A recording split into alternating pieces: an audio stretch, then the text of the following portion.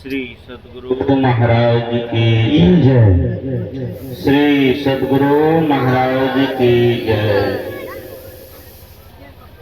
मंगल मूर्ति सतगुरु मिलवे सर्वाधार। मंगलमय मंगल करण विनवो बारंबार। धन्य धन्य सतगुरु सुखदां। महिमा कहे न जाए। जो कुछ कहूँ तुम्हारे कृपा।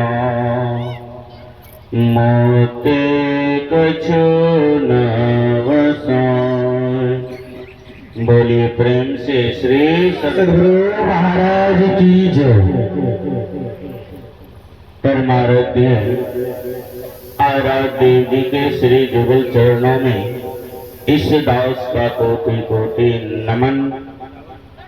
अपने निवास में विराजमान पूज्यपाद आचार्य स्वामी श्री पूर्ण चेतन जी महाराज के चरणों में कोटि सा नमन। स्वामी जगन्नाथ जी महाराज के चरणों में कोटि सा नमन। आदरणीय संचालक साहब, मंचासन कुछ गुरुजन, सत्संग में उपस्थित सज्जन वृंद, माताओं एवं धर्मशिला वालों, सबों को प्रणाम। अभी आप लोग श्री रामचरितमानस से पाठ सुन रहे थे। अभी का विषय जो बना है आप सबको ज्ञात हो चुका है। अभी का विषय बना है भक्ति। कहते हैं जिन्होंने उस हरि का कथा इस कान से नहीं सुने, उनका कान किस तरह का है? उनका कान कहते हैं सांप के बील के घर के समान है। और कहते हैं जिन्होंने इस आँख से संत महात्माओं का दर्शन नहीं किए, वह आँख कैसे है? मयूर के पंख के समान। मयूर के पंख में आंखें तो होती हैं पर उससे देख नहीं सकते हैं। जिन्होंने इस जिह्वा से हरि गुण नहीं गाए, उसके जिह्वा किस तरह का है?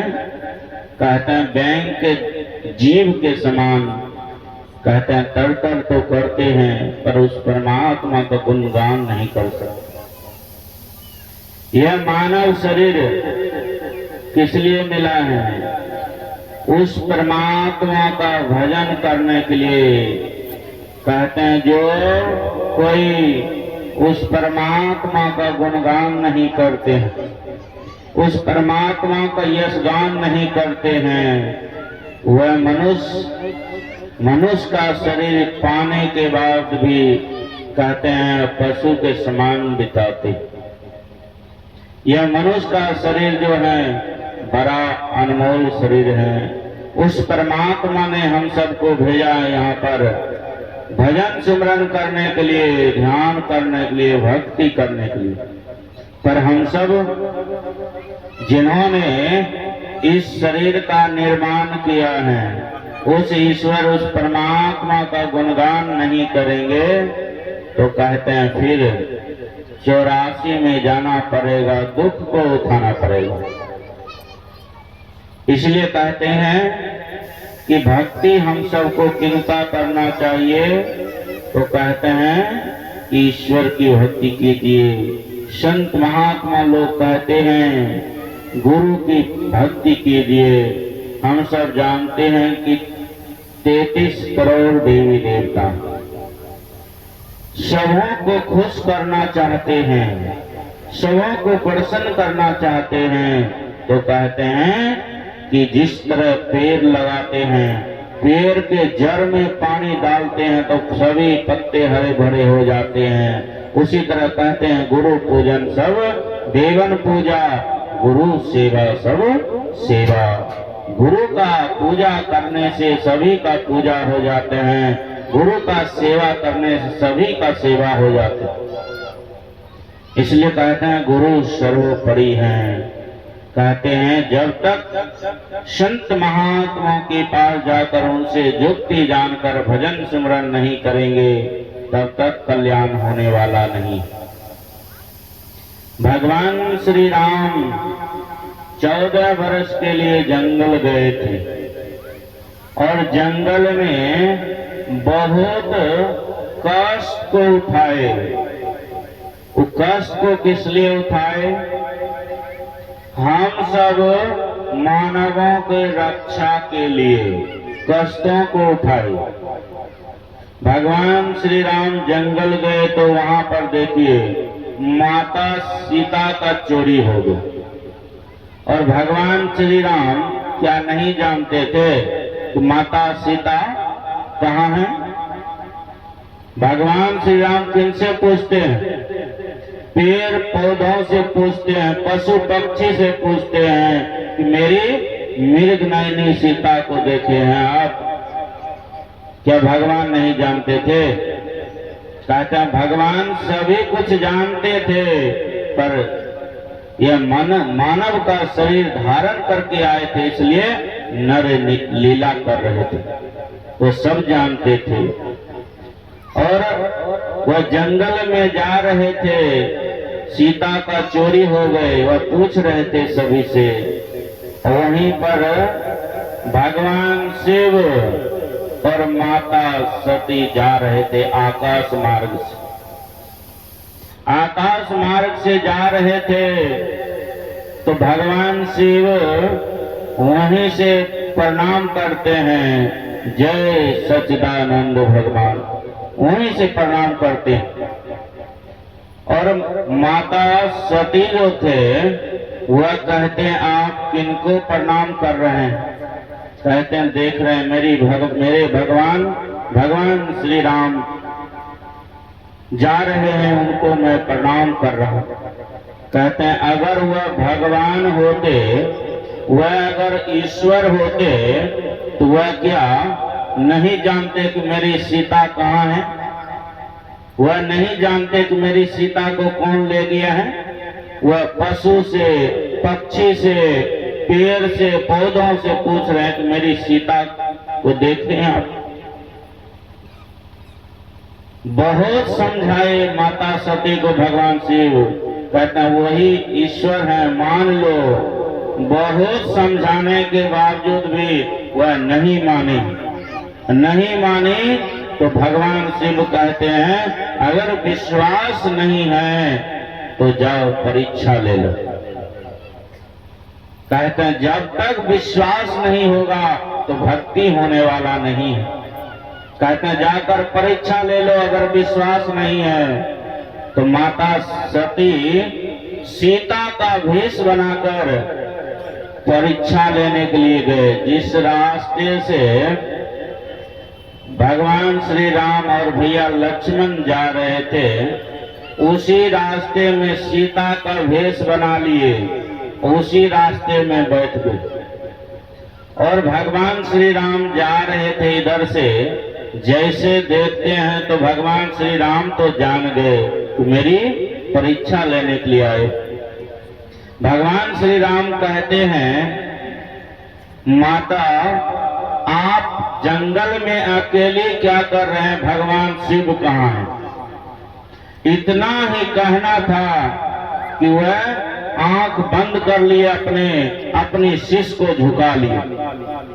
अब आंख बंद करते हैं तो देखते क्या है?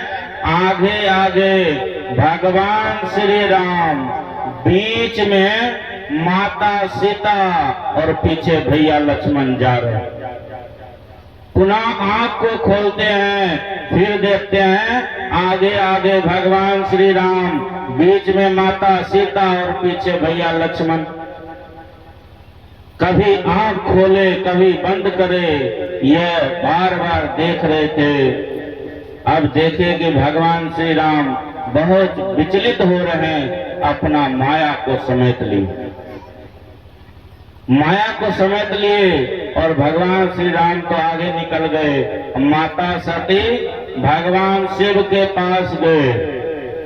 भगवान शिव के पास गए तो भगवान शिव पूछते हैं क्या परीक्षा ले लिए? तो माता सती वहां झूठ बोलती हैं। क्या बोलती हैं? नहीं, मैंने परीक्षा नहीं ली, आप जो कहे मैंने भी दूर से प्रणाम करके वापस आ गया।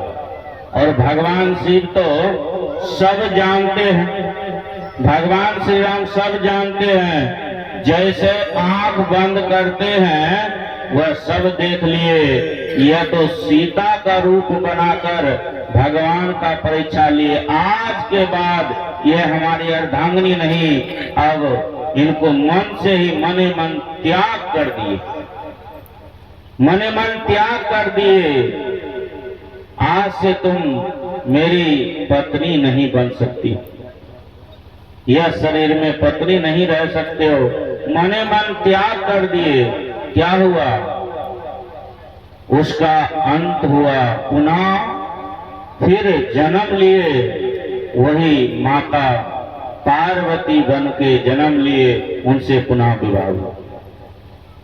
कहते हैं जब तक विश्वास नहीं करेंगे तो भक्ति होने वाला नहीं है, इसलिए विश्वास करना पड़ेगा। कहते हैं नहीं विश्वास जब दिल में तो गुण गाने से क्या होगा। कहते हैं विश्वास करना पड़ेगा तभी कल्याण होगा, नहीं तो कहते हैं कल्याण होने वाला नहीं। और कहते हैं भक्ति अगर करना है तो जान कर कीजिए, देखा देखी भक्ति करने से काम चलने वाला नहीं है। भक्ति करना है तो जान कर कीजिए, तभी कल्याण होगा। कहता है देखा देखी भक्ति करे कभू न लागे हरि रंग, वह हरि रंग कभी चढ़ने वाला नहीं है। इसलिए जुक्ति जान कर भक्ति कीजिए तभी कल्याण होगा। देखा देखी भक्ति करने से कल्याण होने वाला नहीं। एक माता जी ऐसे सुबह सुबह जग जाते थे 4 बजे और हाथ में फूल के टोकरी ले लेते थे और मंदिर मंदिर जाकर पूजा करती थी और शाम को 4 बजे आके खाना खाती थी। यह कई वर्षों तक चलते रहे और एक दिन बाबा के पास पहुंचते हैं। कहते हैं बाबा आप सुनाते हैं कि भक्ति करने से कल्याण होता है। मैं 40 साल से भक्ति कर रहा हूँ, अभी तक तो कल्याण नहीं हुआ। और आरती में लिखा हुआ है, उस आरती में कि भक्त जनों के संकट क्षण में दूर करे। ओम जय जगदीश हरे स्वामी, ओम जय जगदीश हरे। भक्त जनों के संकट, दास जनों के संकट क्षण में दूर करे। ओम जय जगदीश हरे। बाबा इस आरती में तो लिखा है कि भक्त जनों के संकट क्षण में दूर करे। मैं 40 साल से आरती कर रहा हूं, अभी तक मेरा दुख दूर नहीं हुआ। बाबा कहते हैं माता जी इससे आगे भी कुछ पढ़ती होगी तो नहीं पढ़ती हो? कहता बाबा आगे भी पढ़ती हूँ। उसमें क्या लिखा हुआ है आरती में आगे? जो ध्यावे फल पावे, दुख बिन से मन की। ओम जय जगदीश हरे। आरती में क्या लिखा है? जो ध्यावे फल पावे, दुख बिन से मन की।